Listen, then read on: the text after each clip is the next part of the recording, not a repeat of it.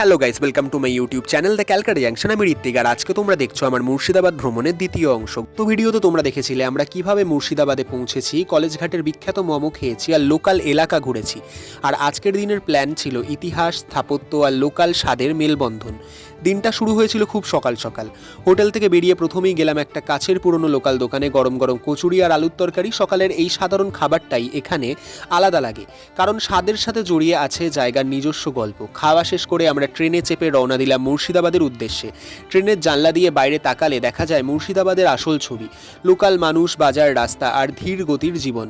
এখানে সময় যেন একটু ধীরে চলে। আমাদের প্রথম গন্তব্য ছিল হাজারদুয়ারি প্রাসাদ। এই প্রাসাদটা তৈরি হয়েছিল 19 শতকে, আর আজও এটা মুর্শিদাবাদের সবচেয়ে বড় পরিচয়। 1000-এর বেশি দরজা থাকা এই প্রাসাদে দাঁড়ালে মনে হয় ইতিহাস চারপাশে ঘুরে বেড়াচ্ছে। নবাবী আমলের রাজনীতি, জীবনযাপন আর স্থাপত্য সবকিছুর ছাপ আজও স্পষ্ট। হাজারদুয়ারি ঘোরা শেষ করে আমরা গেলাম কাতরা মসজিদে। এই জায়গাটা সব থেকে সুন্দর দিক হলো যে এক শান্ত পরিবেশ। ভিড়ের মধ্যেও এখানে একটা আলাদা প্রশান্তি আছে। বিশাল গম্বুজ আর পুরনো দেওয়ালগুলো দেখে বোঝা যায় এই জায়গার ইতিহাস কতটা গভীর। এই মসজিদটা শুধু ধর্মীয় জায়গা নয়, এটা একটা সময়ের সাক্ষী। দাঁড়িয়ে থাকলে বোঝা যায় যে কত শত বছর আগে মানুষ ঠিক এই পথ দিয়েই হেঁটে যেত। এই কাতরা মসজিদের একটা গভীর ভাড় আছে যেটা চুপচাপ মনটা ছুঁয়ে যায়। কাতরা মসজিদ থেকে বেরিয়ে এরপর আমরা গেলাম শ্রী আদিনাথ দেব ঠাকুরের মন্দিরে। এই মন্দিরের ভেতরে ঢুকতেই একটা আলাদা শান্তি অনুভব হয়।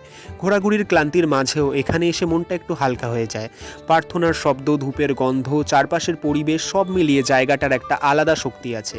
মন্দির দর্শন শেষ করে আমাদের পরের গন্তব্য ছিল মতিঝিল।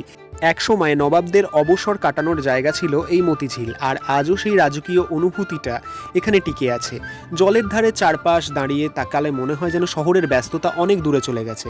হালকা বাতাস, খোলা আকাশ আর জলের প্রতিফলন এই জায়গাটা দিনের শেষটা খুব সুন্দর করে দেয়।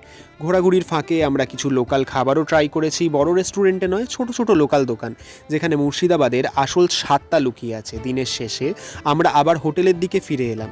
আজকের দিনটা ছিল ইতিহাস, ধর্ম আর প্রকৃতির মিশেলে। এই ভিডিওটা যদি তোমাদের ভালো লাগে কমেন্টে জানিও। কাতরা মসজিদ, আদিনাথ দেব মন্দির না মতিঝিল, কোন জায়গাটা তোমাদের সবচেয়ে ভালো লেগেছে সেটা কমেন্টে অবশ্যই জানিও।